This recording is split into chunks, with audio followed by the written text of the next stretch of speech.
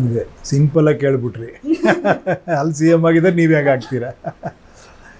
ಅದೇ ಥರ ಮಾಡಬೇಕಾ ಸರ್? ಅದೇ ಥರ ಮಾಡಬೇಕಂತ ಇಲ್ಲ, ನಿಮ್ದೊಂದು ಕೆಲವು ಪ್ರೋಸೆಸ್ಗಳಿದ್ದಾವೆ, ಆ್ಯಪ್ ಓಪನ್ ಮಾಡಿದ್ದಾರೆ ರೀಸೆಂಟಾಗಿ, ಸೊ ಅದು ಇಲ್ಲ ಖಂಡಿತ. ಏನಂದರೆ ಸಿಂಪಲಾಗಿ ಹೇಳಬೇಕು ಅಂದರೆ ಫಸ್ಟ್ ಆಫ್ ಆಲ್ ಹೆಂಗೆ ಹೇಳ್ಬೇಕು ಗೊತ್ತಾಗ್ತಿಲ್ಲ. ನಿಮಗೆಲ್ಲ ಗೊತ್ತಿದೆ ಅಲ್ವಾ, ಸುಮ್ಮನೆ ತಿಳ್ಕೊಳ್ಳೋಣ ಅಂತಷ್ಟೇ. ನನಗೂ ಕ್ಯೂರಿಯಾಸಿಟಿ ಇದೆ. ಸೊ ಇವಾಗ ಈ ಸಿಸ್ಟಮ್ ಅಂದರೆ ಏನು ಆ್ಯಕ್ಚುಲಿ ಗೊತ್ತಿದೆಯಲ್ವಾ? ವಾಟ್ ಈಸ್ ಪ್ರಜಾಪ್ರಭುತ್ವ ವ್ಯವಸ್ಥೆ ಏನು? Okay sir. ನೀವು ಓಟ್ ಹಾಕ್ತೀರಾ? ನಾವು ಓಟ್ ಹಾಕ್ಬೇಕು ಸರ್.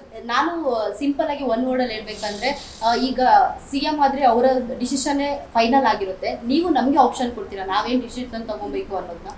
ಅಲ್ಲ, ಆ ಥರ ಹೆಂಗದು ಒಂದೇ ಸತಿ ಆ ದೊಡ್ಡ ಲೆವೆಲಲ್ಲಿ?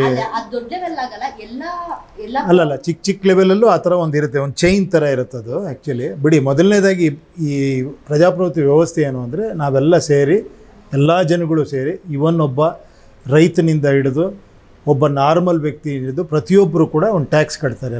ಅದೆಲ್ಲ ಕಲೆಕ್ಟಾಗಿ ಒಂದಷ್ಟು ಬಡ್ಜೆಟ್ ಅಂತ ಆಗುತ್ತೆ. ಆ ಬಡ್ಜೆಟ್ಟು ವಾಪಸ್ಸು ಜನಗಳಿಗೆ ಬರಬೇಕು. ಇದೊಂದು ಸಿಸ್ಟಮ್ಮು.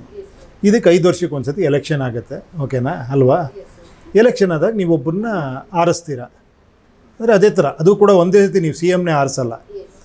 ನಿಮ್ಮ ಎಮ್ ಎಲ್ ಎಗಳನ್ನ, ಕಾರ್ಪೊರೇಟರ್ಗಳನ್ನ, ವಿಲೇಜ್ ಪಂಚಾಯತಲ್ಲಿರುವಂಥ ಆ ಸಿಸ್ಟಮ್ಮು ಎಲ್ಲವನ್ನೂ ಆ ಥರ ಆರಿಸ್ಕೊಂಡು ಹೋಗ್ತೀರಾ. ಎಮ್ ಎಲ್ ಎಗಳೆಲ್ಲ ಸೇರಿ ಯಾರೋ ಒಬ್ಬರನ್ನ ಸಿ ಎಮ್ ಅಂತ ಮಾಡ್ತಾರೆ. ಇದು ಸಿಸ್ಟಮ್ ಇರೋದಲ್ವಾ? ಸಂಪೂರ್ಣ ನ್ಯೂಸ್, ಇದು ನೊಂದವರ ಧ್ವನಿ.